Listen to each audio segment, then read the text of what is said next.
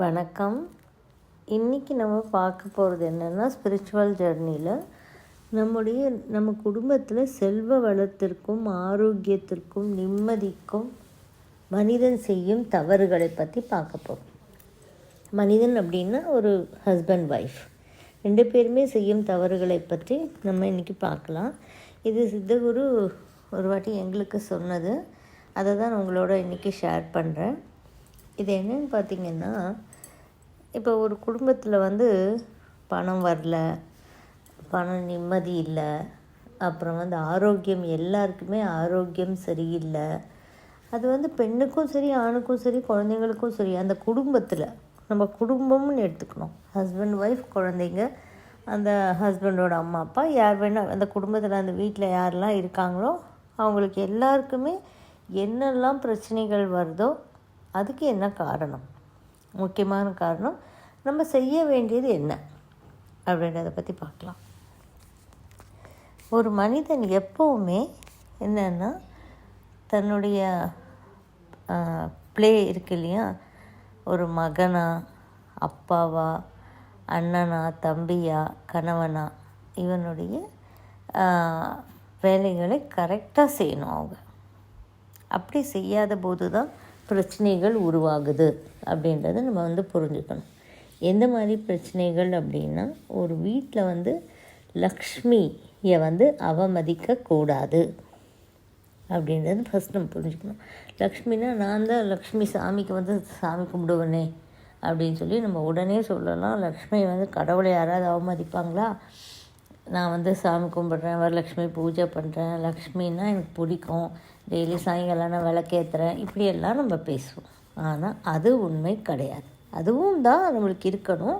ஆனால் எது உண்மை அப்படின்னா, லக்ஷ்மி அப்படின்றது வீட்டினுடைய மனைவி. மனைவி அப்படின்னும்போது வெறும் மனைவியை மட்டும் செய்கிறாது. இந்த மனைவி ஒரு காலகட்டத்தில் ஒரு மகளாக இருந்திருக்கா, அண்டது சிஸ்டராகவும் இருந்திருக்கா, அக்கா தங்கையம்மாவும் வாழ்ந்திருக்கா இல்லையா. பிற்காலத்தில் ஒரு பாட்டியாகவும் ஆக போகிறாங்க, அம்மாவாக ஆக போகிறாங்க. இந்த ஒரு பெண், ஒரு ஆண்மகன் எப்போவுமே ஒரு பெண்ணை வீட்டில் ஃபஸ்ட்டு மனைவியை அழ வைக்கக்கூடாது. மனைவி எதுக்காகவும் மனது நோகக்கூடாது.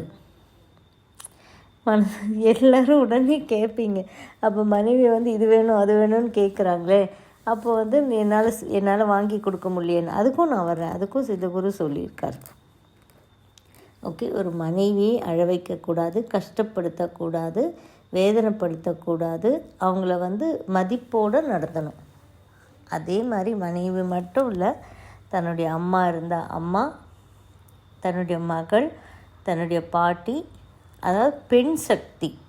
இங்கே நம்ம என்ன பார்க்கணும், பெண் சக்தியை நம்ம அவமதிக்கக்கூடாது. பெண் சக்தி தான் லக்ஷ்மி. அப்போ பெண் சக்தியை அவமதிக்கிறவனுக்கு வீட்டில் செல்வம் தங்காது, ஆரோக்கியம் இருக்காது, நிம்மதி இருக்காது, எதுவுமே பிரச்சனைகளாக தான் வாழ்க்கை எப்போவுமே போய்கிட்டு இருக்கோம் அப்படின்றத நம்ம புரிஞ்சுக்கணும். அவ்வளோதான். இப்போ பெண் சக்தியை நம்ம அவமதிக்கக்கூடாதுன்னு சொல்லிட்டோம். இப்போது பெண்களாலேயே பிரச்சனைகள், பெண்களுக்கும் ஒன்று சொல்கிறேன், என்னென்னா சித்தகுரு சொன்னது தான் இது, நான் சொல்கிறேன்னு கிடையாது. பெண்களுமே எப்படி இருக்காங்க அப்படின்னு கேட்டிங்கன்னா, தனக்கு வரக்கூடிய வருமானம், தனக்கு என்ன இருக்கோ தன் வீட்டில் அதை வச்சுட்டு ஒரு நிம்மதியான ஒரு சந்தோஷமான வாழ்க்கை வாழாமல், கிடைக்காததுக்கு ரெக்கை கட்டி பறந்து கணவனோட சண்டை போடுறது எப்போ பார்த்தாலும், அதை பெண்களுமே விடணும். கிடைக்கிறத வச்சு சந்தோஷமாக வாழும்போது ஆட்டோமேட்டிக்காக செல்வம், ஆரோக்கியம், நிம்மதி எல்லாமே நம்மளுக்கு பீஸ் ஆஃப் மைண்ட் எல்லாமே குழந்தைகள் நல்லா வளருவாங்க, எல்லாமே நம்மளுக்கு கிடைக்கும் அப்படின்றது தான் இந்த கான்செப்ட். ஸோ இப்போது பெண் சக்தியை யாரும் அவமதிக்காமல் இருக்கணும்னா, ஆண்கள் மட்டும் கிடையாது, பெண்களும் கோஆப்ரேட்டிவாக இருந்தால் தான் அந்த விஷயம் நடக்கும். பெண்கள் எப்படி கோஆப்ரேட்டிவாக இருக்கணும், எது இருக்கோ அதை கிடைச்சதை வச்சு சந்தோஷமாக வாழ கற்றுக்கணும். கிடைக்காத ஒன்றுக்காக ரெக்கை கட்டி பறந்துக்கிட்டு அவங்களுக்கு அது இருக்கே, இவங்களுக்கு இது இருக்கே, எனக்கு இல்லையே, எனக்கு எப்போ வாங்கி தருவீங்கன்னு புருஷனை போட்டு ரொம்ப டார்ச்சர் பண்ணிகிட்டு இருந்தோன்னு வச்சுக்கோங்க.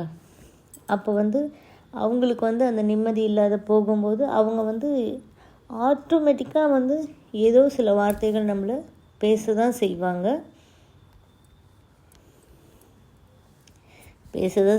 அது சண்டை பெருசாக ஆரம்பிக்கும்னு வச்சுக்கோங்களேன். இப்போது இந்த மாதிரி பெண் சக்தியை ஒரு ஆண் வீட்டில் ரொம்ப கௌரவப்படுத்தி ஒரு சந்தோஷமாக வச்சுருக்காங்க அப்படின்னா அந்த வீட்டில் இருக்கக்கூடிய எல்லோருமே நிம்மதியாக இருப்பாங்க. இந்த வீட்டில் குழந்தைகள், பெரியவர்கள், முதியவர்கள் இருந்தால் முதியவர்களுமே கூட ஆரோக்கியமாக இருப்பாங்க. எவ்வளோ வயதானாலும் அவங்களுக்கு ஆரோக்கியம் குறையாது. வீட்டில் செல்வ வளம் வரும். எப்படி வரும் அப்படின்லாம் கேள்வி கேட்காதீங்க. ஆட்டோமேட்டிக்காக பெண் சக்தியை கௌரவிக்கும்போது அந்த மனிதனுக்கு செல்வ வளம் வரும், அந்த குடும்பத்துக்கு ஆரோக்கியமே வரும், நல்ல ஒரு பீஸ் ஆஃப் மைண்டு கிடைக்கும். இப்போ நம்ம செய்கிற தவறுகள் என்னன்னு பார்த்திங்கன்னா, ஒரு மனுஷங்களுக்கு புரியாததுனால பெண் சக்தியை கேவலப்படுத்துகிறாங்க இல்லையா? அந்த பெண் சக்தியை கேவலப்படுத்துறது தான் லக்ஷ்மியை கேவலப்படுத்துகிற மாதிரி கணக்கு. அதனால் எல்லாருமே ஃபஸ்ட்டு தன் மனைவி, அம்மா, குழந்தைகள், பெண் குழந்தைகள், ஆண் குழந்தைகளை பண்ணக்கூடாதான்னு கேள்வி கேட்காதீங்க. பெண் சக்தி தான் லக்ஷ்மி. அதனால் பெண் சக்தியை நீங்கள் இப்படி சந்தோஷமாக வச்சுக்கும்போது ஆட்டோமேட்டிக்காக உங்களுக்கு தேவையான செல்வ வளம் கிடைக்கும் அப்படின்றது தான் இந்த கான்செப்டு. ஸோ எல்லாருக்கும் தெரிஞ்சு தான் இருக்கும். ஆனால் இன்னும் கொஞ்சம் இப்போ நம்மளோட வீடியோஸ் பார்க்குறவங்களுக்கு இன்னும் கொஞ்சம் நம்ம யோசித்து பார்த்து இனிமேல் பெண் சக்தியை வீட்டில் சந்தோஷமாக வச்சுக்கிறதுக்கு முற்படுங்க. பெண்களும் என்ன இருக்கோ அதை வச்சு சந்தோஷமாக இருங்க. சண்டை போடாமல் இருக்கும்போது மட்டும்தான் நம்மளுக்கு செல்வ வளம் பெருகும், ஆரோக்கியம் பெருகும் வீட்டில். அதனால் எல்லாருக்கும் இது புரிஞ்சுக்கணும்னு நினைக்கிறேன். ஒன்றும் பரிகாரமே கிடையாது. நம்ம மனநிலையில் மாற்றம் தான் நம்ம கொண்டு வரணும். இதில் இந்த மாதிரி இருக்கும்போது நம்மளுக்கு நிறைய விஷயங்கள் நடக்கும். அப்படின்றதுனால இந்த வீடியோ உங்களுக்கு பிடிச்சிருக்கும்னு நினைக்கிறேன். தேங்க்யூ ஃபார் வாட்சிங். வீடியோ உங்களுக்கு பிடிச்சிருந்தால் லைக் பண்ணுங்கள், ஷேர் பண்ணுங்கள், கமெண்ட் பண்ணுங்கள், சப்ஸ்கிரைப் பண்ணிக்கோங்க, பெல் ஐக்கான் ப்ரெஸ் பண்ணிக்கோங்க. ஸோ தட் நாங்கள் போடுற எந்த வீடியோவும் மிஸ் பண்ணாமல் உங்களுக்கு நோட்டிஃபிகேஷன் வரும்.